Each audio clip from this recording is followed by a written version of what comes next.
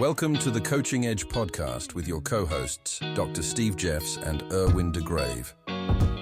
Each episode, we bring you expert guests and transformative coaching insights. Let's dive in. Hello, everyone. Welcome again to another episode of the Coaching Edge podcast, together with our co-hosts, Dr. Steve Jeffs and Erwin de Grave. And today, we are so honored to have Danny Iny on the call with us. Hello, welcome, Danny. How are you doing? I am great. The honor is mine. It's a pleasure and privilege to be here. And welcome, Steve, as well, of course. Thank you very much. Great to be here, Erwin. So Danny, we could try to introduce you, but you're the person who knows yourself much better than we do. So who is Danny and how did you get into the coaching industry? Yeah, so I'll do the short version and then you can tell me if you want parts of it longer. But Yeah. In short, me and my company, we work with coaches, consultants, and expertise-based entrepreneurs to help them monetize their gift. So essentially, if your expertise is up here and your income is here, I help people bridge the gap. That's what we do. And I've been an entrepreneur, I like to say, for longer than my adult life. I quit school when I was 15 to start my first business, and I've been doing it since then. This business I started about, like 15 years ago or something like that. And so I've been teaching and coaching around business and marketing for a very long time. That's the short version.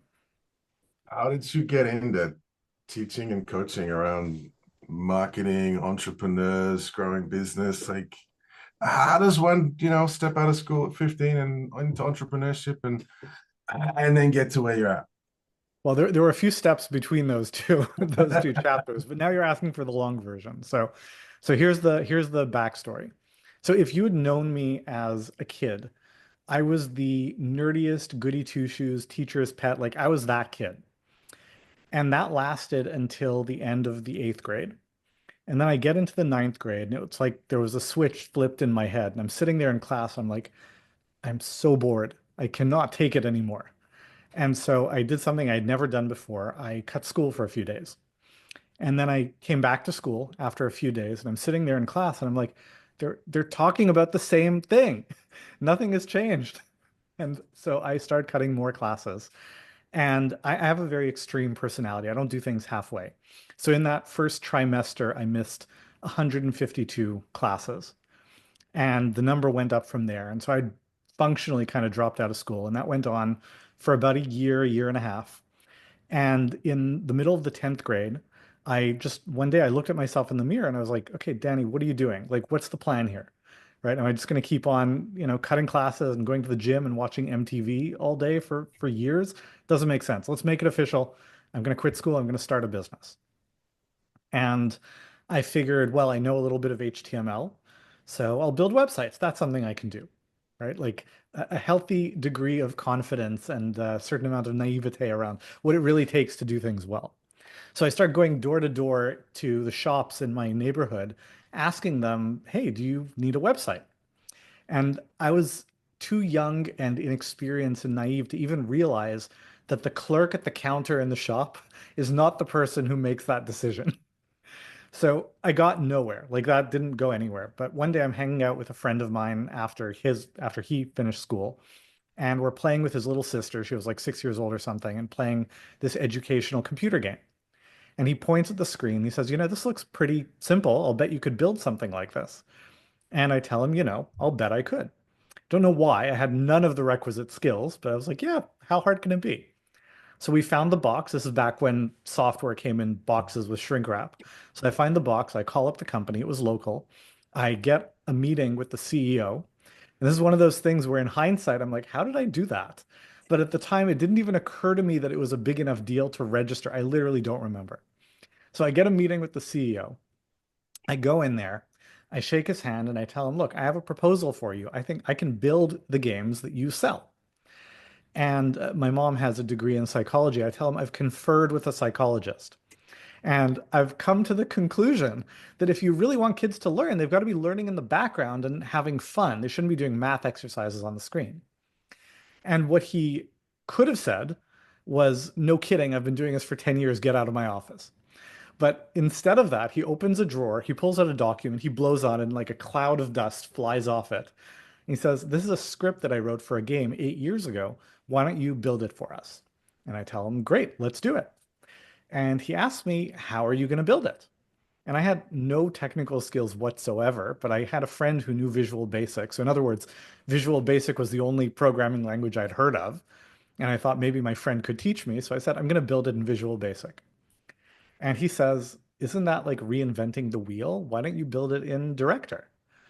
So I tell him, "Look, if we're going to be working together, then obviously I have to adapt to your business practices. So I'll build it in Director." So we shook hands. I went home. I opened up Google, which is like brand new at the time, and I type in, "What is Director?" And I worked on this thing for several years, restarted several times as I actually developed some skills along the way. A few years in, I finish it. I look at the game and I'm like, this game is terrible. Like the script was just bad. So it never saw the light of day. But they gave me contract work along the way. They paid me for stuff and I learned a ton. That was like my entree to being an entrepreneur. And when I quit school, I didn't stop learning. So I kept on reading books and exploring things that were interesting. And I've always just been interested in how people learn and think and grow. And so years later, it turned into a software company trying to teach kids how to read. And that was its own adventure. And I can tell you about that. But, long story short, I was a young, inexperienced CEO in a very complicated industry, and it all fell apart. And I took a lot of lessons away from that, and I lost a lot of money. It was my first attempt to raise money. I didn't want to have my investors stuck with the losses, so I took them on personally. So I walked away from that with $250,000 in personal debt. And I was like, okay, I don't know if I can swear on this podcast, but I had some swearing to say at the time. It's like, what am I going to do now? Well, I don't want to raise money. I don't want to hire a ton of people. I'm not ready for that again. What can I do on the side that might help me pay my bills? And I started a blog teaching marketing and business lessons. And that was the right message for the right market at the right time. And it blew up. And here I am 15 years later, and I have close to 100 people working for me, and I've helped tens of thousands of people and, best-selling books and seven-figure software products and on and on and on. And that's the slightly longer version. Well, there's so much information in there. And suddenly what pops in my mind is, now you're a successful entrepreneur. But at that time, when you started with that software educational, what happens with a lot of coaches, you just start doing, but you were not the real CEO of the company. You were just trying Mhm. to do things. So what were the lessons that you learned over the time that you see that, hey, that's business mind is so important? So something that I've noticed about people who are entrepreneurs in their thinking, regardless of what they've achieved already, versus people who are very stuck in like an employee corporate mindset, is the way they interpret the question, whether it's asked in so many words or it's implied, the question, can you do this? People who have a very employee mindset, they interpret that to mean, have you already done it and do you already know all the steps? People who think like an entrepreneur hear that question, can you do this? And what they hear in that question is it plausible that you could figure out how to do this? And that's the attitude that I think is kind of, it underlies everything, right? You see something in front of you and it's not, do I already know how to do it? It's like, is it plausible that I could figure it out? And you've got, there's a line between, yes, it's totally plausible. I'm going to put in the work, invest the elbow grease, do whatever I need to be able to figure it out. There's a line between that and just, total flim flam bullshit. Like I'm not advocating that. It's not a fake it until you make it kind of line. But asking yourself, look, if I put into this what this opportunity justifies, is it plausible that I can figure it out? And if the answer is yes, then the answer is yes, I can do it. Let's go. On we go. Mhm. Fascinating. I'm struck by your first venture into entrepreneurism and, you know, knocking on the doors of the local businesses, speaking to the person at the front, do you want a website? And what struck me is that that seems to be how a lot of people are approaching coaching. They come out of coach training and then they're sort of talking to people, going, hey, do you want coaching? Do you want a website? Um, and yet they don't have, interestingly, the power of the naivety that you had at the beginning. Like, what do you see when I put the parallel in front of you here? It's really interesting, and I hadn't thought of that parallel, but you're right. It's striking. I mean, the first thing that jumps to mind for me is, look, I have a good excuse. I was 15, so I didn't know anything. But the reality is, it's not about years on Earth. It's about years thinking in business, right? There's a million things that when you've been an entrepreneur for a long time are super obvious, but when you're just starting out, they're not. In exactly the same way that if you've been a lawyer for 20 years, there's a lot that's super obvious, whereas for everyone else, it's not. Or if you've been a doctor, any field of expertise, and you've got to climb that learning curve.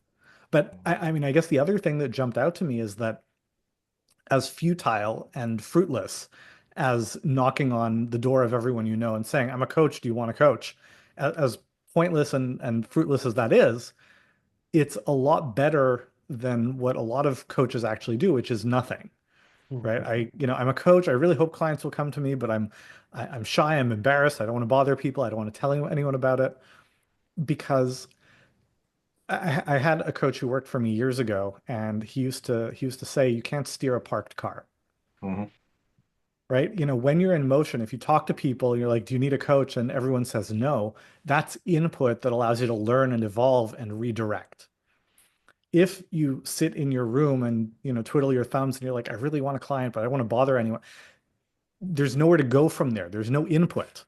So it's really interesting to kind of look at it from all those different directions. Thank you for noticing that. And also, you just mentioned that it pops up. A lot of people are afraid to go out because they're afraid to hear the word no, because they think it's a failure. And it's actually the reverse, but it gives you, as you said, a feedback. Hmm. How can I? It's on the one hand, it's helping you to perfect your pitch, if I may say that, what you use. So how can I say this better? What are the right, like you said, the clerk is not the right person to sell a website. It has to be the owner or the one who controls the money. So that no is and it limits so many people. I don't know if you've seen the reason why some people, like, when they hear no, they say, "Oh, I stop." Yeah. Well, I mean, something that I've heard on a lot of different occasions. I don't know where it comes from. Maybe it's just a truism of life, but I think the three greatest personal development experiences in life are marriage, parenting, and being an entrepreneur because they bump you up against all your limits and all your buttons and all your triggers. And I think in the context of entrepreneurship, which is, what we're talking about isn't really coaching, it's entrepreneurship as an activity, and just coaching is what you happen to be selling. Yeah. It's really tricky when you're trying to use your entrepreneurial activities as a band-aid on whatever your, deep-seated inner wounds are, right? And it's tricky because sometimes that can lead you to accomplish really spectacular things, right? Steve Jobs described himself as feeling on the inside like a broken bag of pieces of glass, and he spent his life trying to make the world beautiful, right? Walt Disney grew up with a father who would beat him with a wrench, and he spent his life trying to create the happiest place on earth for kids. Elon Musk, I'm not even going to go there because he's so messed up, but read his book and there's a lot there's a lot in there.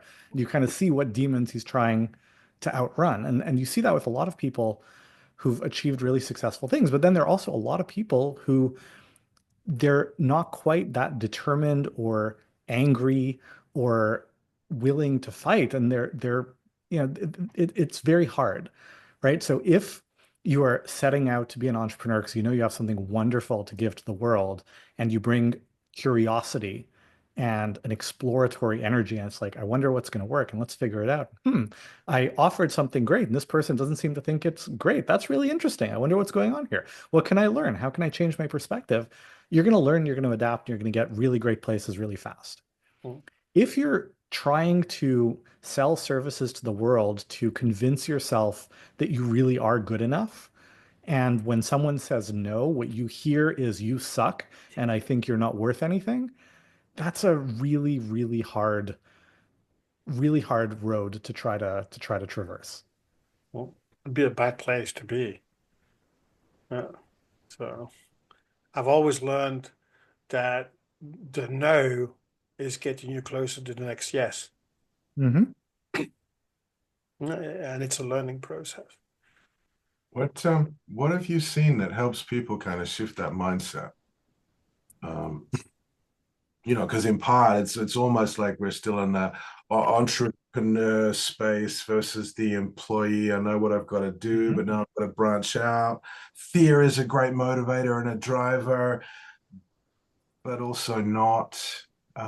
What have you seen to help people be successful in getting beyond this mental barrier around attachment to the answers and what it means internally? So I'm going to give you a roundabout answer. Like it's a tangent, but it's gonna make sense.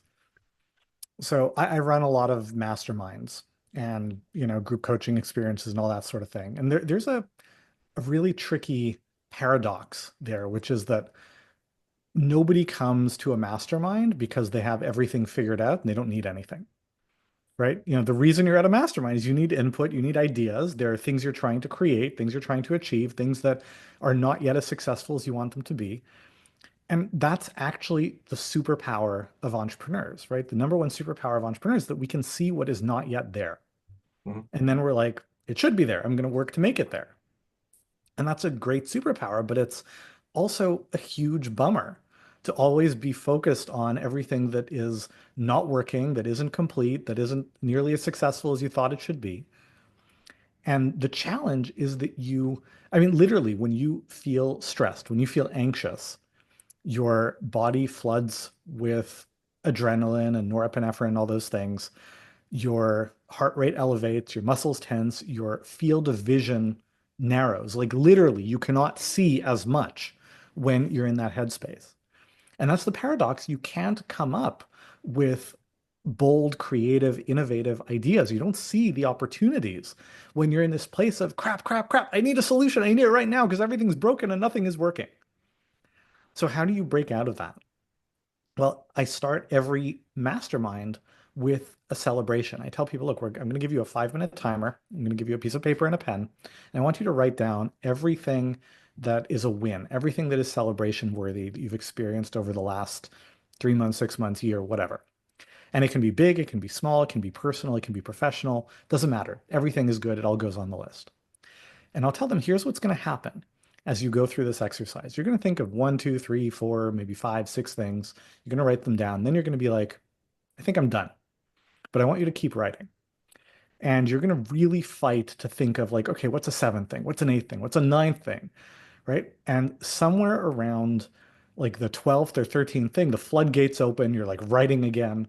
And what often happens is somewhere around like the 15th or 16th or 17th item, you write something down, then you look at it and you're like, wait, but that was huge. I spent like 6 months working towards that. How did I completely forget it even happened? Right? Because we're so used to our minds not being focused there.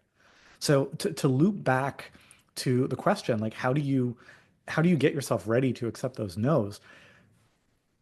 Ground yourself in everything that is great. So start with everything you have that is going for you, all the reasons that you're bringing tremendous value, all the reasons why people would be lucky to have this, all the reasons you are blessed to be in a position to do the things that you're able to do, so that you have context. Right? The framing is so important. A lot of the people I work with, they're, starting online businesses, building online courses. And one of the things that they sometimes find challenging is figuring out the technology. And they get so frazzled and so frustrated and so angry. And I'll have them do this exercise. I'll say, I want you to make a list of the 5 hardest things you've gone through in your life. And they'll be really hard things. I completed a PhD, I moved to a new country, I left an abusive relationship, like things like that. And then I'll ask them, okay, so compared to those things, how hard is figuring out MailChimp? And it's like, it's not even on the same spectrum. It doesn't compare.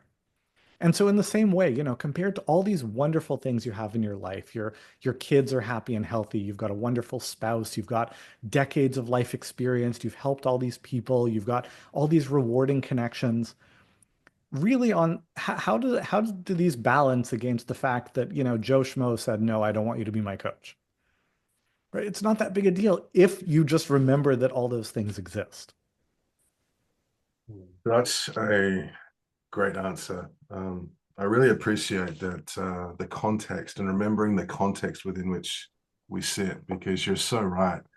We perceive any threat in the same way, whether it's real imagined, whether it's physical or social, and it's that narrowing down, we focus on it. And when all we can see is the threat is all we can see. So it must be big. Unless we can find ways like you've just taken us through to sort of step back, reconnect with the bigger picture and actually see what's actually going on in the context within which we're in. I really love that. And it's very practical, stuff that we can all be doing to reconnect with successes and what's working. Yeah, I'm like blown. My mind just going, really relaxed. So, um, so entrepreneurship is one thing. You're moving a lot in the coaching industry as well. What is it what are the frustrations you've seen in the coaching industry? I mean, so one of them is trying to be a coach as your own therapy. And that's really hard because then every time there's an issue with your client, whether it's like, they're not taking your advice, they're not listening, it's very hard to coach well when you're interpreting every interaction as either validation or an attack. Like that's really hard. Right. And you need to be very present with the person that you're with and just focus on helping them. You can disappear in the dynamic because it's not about you. You're a guide, you're a facilitator, etc. So that's one big challenge.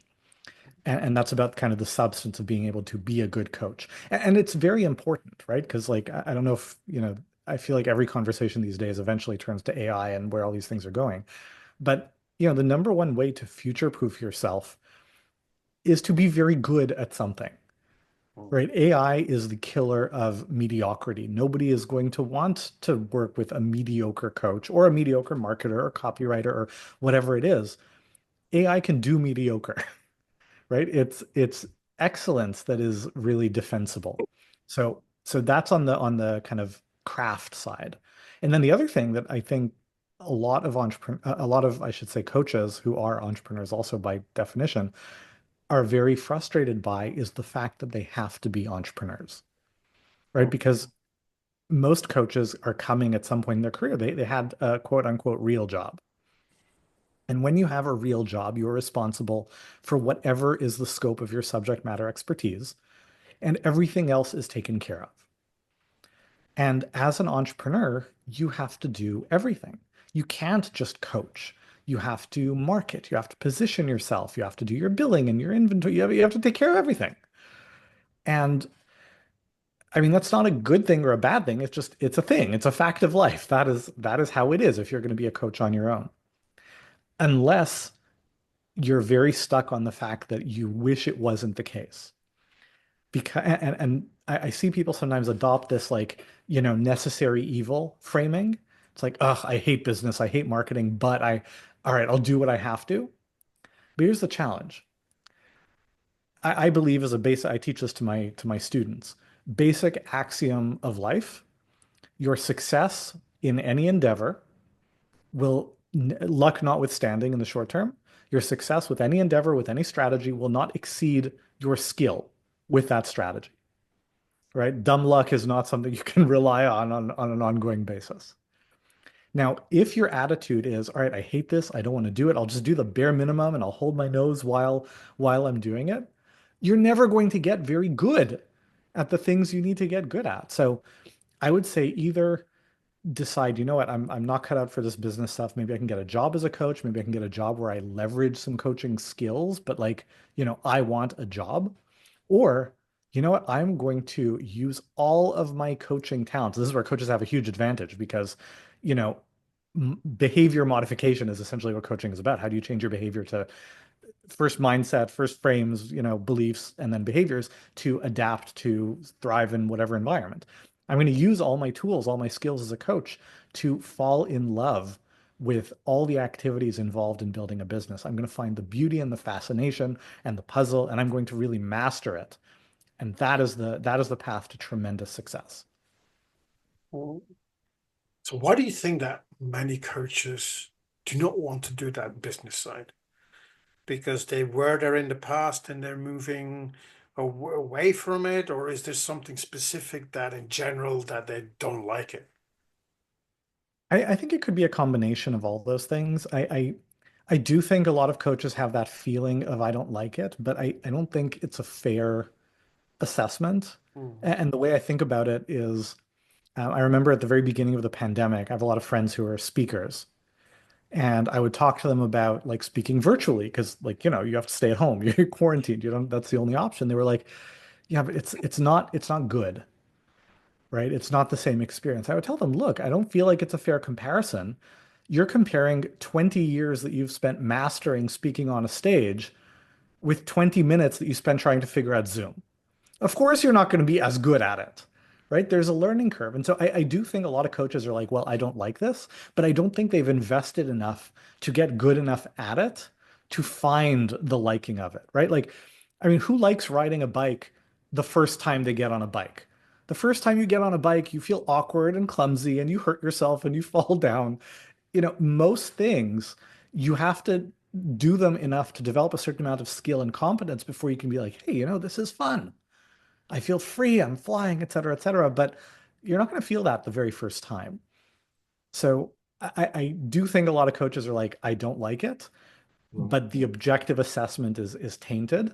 I also think a lot of coaches and a lot of people in the world just have a lot of baggage about what business is, what money is, and that's a lot of inertia to be fighting against. Absolutely. I like that you mentioned COVID. One of the things that I found, so I was delivering coach training coaches in the classroom beforehand. And when COVID happens and we went to online coach training, I was trying to do things online that I was doing in the classroom. And to your point, every time I was trying to do it the way that I'd always done it, it always sucked. It was good, but not as good as the Mhm. classroom. Participants didn't know the difference, but I did. And it wasn't until I made that decision to go, well, actually, it's completely different. I need to show up and do it differently. And I can see people coming out of a job, they're running away from a lot of the things that wanted them to leave or led them to leave that job. And they're starting to go, some of those things are structure and having timelines and deadlines and being told what to do. And a lot of the things that, well, even when you're self-employed, you still have a boss. It just happens to be ourselves as well. We forget that. And so I think there's something really powerful to what you're saying about openness, curiosity, and stepping in to go, what do I need to learn to be successful here?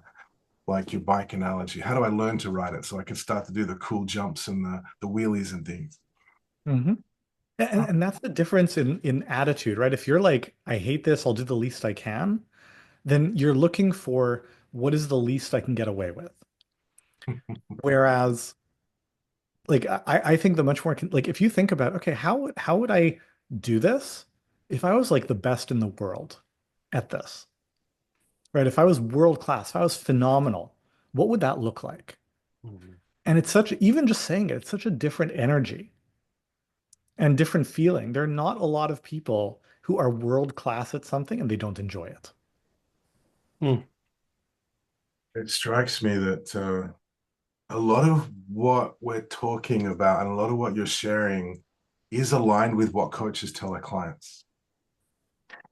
And yet there's that place where, we're helping clients to be fluid and free and growth mindset, adapt and change their behavior. And that there's often a rigidity that we bring to Hmm. try and make them do it. I see the same thing in leaders. Like, there's my way. I'm trying to help change behavior, inspire the people around me, but I forget that I'm a people too. Um, yeah, it's Well, not a it question. depends why they're doing it, right? If they're doing it because it's hugely rewarding to see that transformation, that's very different from I'm doing it because I desperately need someone to tell me that I'm good enough. There's this movie, Cool Runnings, about the Jamaican bobsled team from like the 90s or something. And there's this scene in that movie, and it stuck with me so much.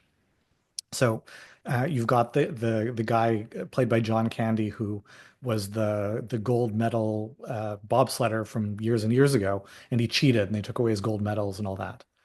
And so the guy he's coaching says, I've got to ask, I don't understand. You had two gold medals, you had it all. Why did you cheat?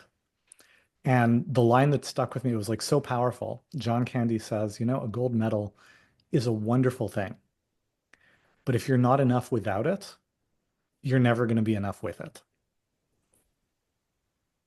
And it goes down to like, you've got to do the work on yourself in order to be able to show up and do all that sustainably for others. So basically, you're saying is you do it because you feel good about it because you want to help people who want to, but you don't do it to try to fix yourself. Exactly. Hmm. Yeah.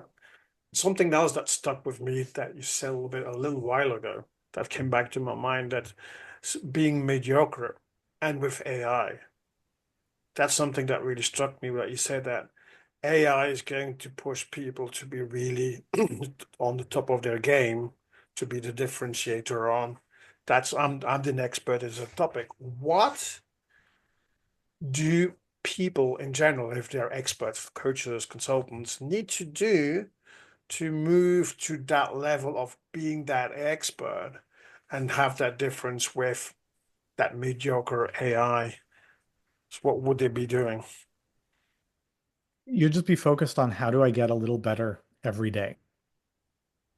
Where's the opportunity for, like, are you reading books? Are you learning? Are you improving? Are you listening to podcasts? The most important thing, because here's the thing, realistically, you can read a ton of books and you can listen to a ton of podcasts. You can still learn nothing, right? People who choose not to learn can be remarkably resilient in their deflection of good ideas. The key thing is to bring an attitude of curiosity, right? Where is the learning for me in this? And that is in everything you interact, whether it's a podcast interview you listen to, whether it's a book you read, whether it's a client experience that went well, whether it's a client experience that went badly, right? Sales experience that went well or that went badly, right? There is stuff for you to learn in everything, and adopting that attitude more than anything else, it's so powerful. And by the way, that's the best way that I've found to use AI as well. I find AI is a much better thought partner and kind of self-coaching tool than it is a deliverable creator, Hmm. right? So for example, I found this ebook with like, 50 pages worth of prompts of not like coaching questions, like asking yourself about your blocks, about your business, about all that. So I dropped it into AI and I said, do you understand what this is? Do you understand the frame? It's like, yes, I do. Okay, great. All right, I want you to act as a world-class coach who is literate in all of these tools and systems. I want you to ask me all these questions one by one and coach me on the answers. And I spent like 3 hours going back and forth in that conversation, and it was super insightful. But it's not gonna work the same way for, some random person to grab like the point is I'm using it to further my own learning, and every coach can do that. This is the superpower. You know how to learn, right? You know how to find the frameworks and the models. So you use all these tools to help you do it. Yeah. It's the what I always say, the AI is like the assistant.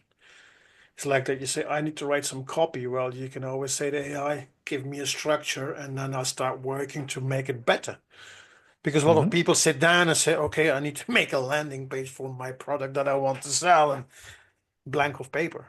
Well, AI just make that advantage to say, okay, that's my product, whatever, make some basis and use this to really say, now let's tweak it who I am so that it can really be what it needs to be.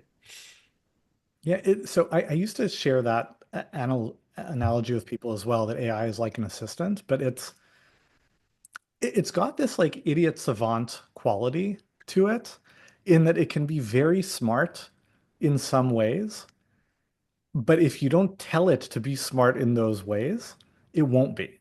Correct. So like just to illustrate an example, right? If I say, act as a world-class copywriter, write me a sales page about blah blah blah, the results will be mediocre. If I tell it, let's have a little more elaborate instruction. I want you to act as a world-class copywriter and help me write a sales page about blah blah blah. The way I want you to do it is to think about all the things you need to know in order to do a good job with this. And then I want you to ask me all those things one by one, interview style, and validate your assumptions before you say, I've got everything and now I can produce a deliverable. And instead of just going ahead and doing it, what I want you to do is write a prompt that will get you to do an amazing job at everything I just said. So you get this detailed prompt, because here's the thing a lot of people don't get about AI. AI is just like a person you'd ask to do something. They're lazy. They're not going to give you more than you asked for, right? It takes a ton of compute power to run these queries, and they're not going to waste a ton of energy, which is, subsidized by venture capital dollars right now. They're not going to waste it if you didn't even ask for it. So anytime it's something important, think about the process, describe how you think it'll work well. Don't tell it to do it. Tell it to write the prompt for it to do a great job with this. And then another secret to level it up, don't say, okay, do it. Say, this is good, but I think you can do better. What would the prompt look like if it was 10x better than what you just told me? And then it gives you a much better version. Then you're like, okay, now execute it. And just going from, those two levels, you've got to take more ownership of the process. Yeah. But the results are so much better, because you're recognizing, like, you're kind of like the user interfacing with the, in air quotes, world-class copywriter, but you've also got to be its supervisor, reminding it exactly how to do a good job. So much insight. There's a lot of coach likeness to bring in, and I love that you're articulating multiple roles and our active role in that co-creation process. It's not just delegation and email it to me on Monday. It's actually, how do we work together? And the clearer that we can get on our thought processes, articulate those questions, but then stay involved in the answers, feels so important. I mean, that's part of the greatness that you're speaking to. We get to bring our unique humanness and humanity and however we see the world into what we're co-creating. It's not just, it's more than just what it is. I am super excited and would love for this conversation to continue, and knowing that you're out there making a difference in the world. How can people reach out and connect with you if they're curious or want to follow up with our conversation today? Yeah, sure. I mean, I've written a whole bunch of books. I'm biased, but I think they're really good. Don't take my word for it. Take the thousands of five-star reviews. If you search my name, Danny Iny, on Amazon, you'll find them. My website is mirasee, mirasee.com. We have tons of free information and resources. And I have the very good fortune to have wonderful connections with really cool, smart people like Erwin and Steve, who will sometimes send their audiences emails saying, hey, Danny's doing this cool thing. So when you get an email like that from Erwin and Steve, read it carefully, as you should every email they send you, and click on the links in that email. I love it, Danny. Thank you very much. This has been really insightful. I've loved and really enjoyed our conversation today. It's got me thinking about all sorts of different things. And I'm sort of starting to hold myself to account about, where am I playing from some of those fear-based places? Where am I holding that rigidity? And where have I forgotten to bring curiosity in my world as well? So thank you for inspiring and reminding me of those things. Thank you for the conversation. This was a ton of fun, and I really hope it was valuable. Thank you to everyone who's stuck with us and has been listening this whole time. Thank you very much, everyone, and thank you very much, Danny. Thank you, and see you next time. Thanks for tuning in to The Coaching Edge. Until next time, keep coaching and keep growing.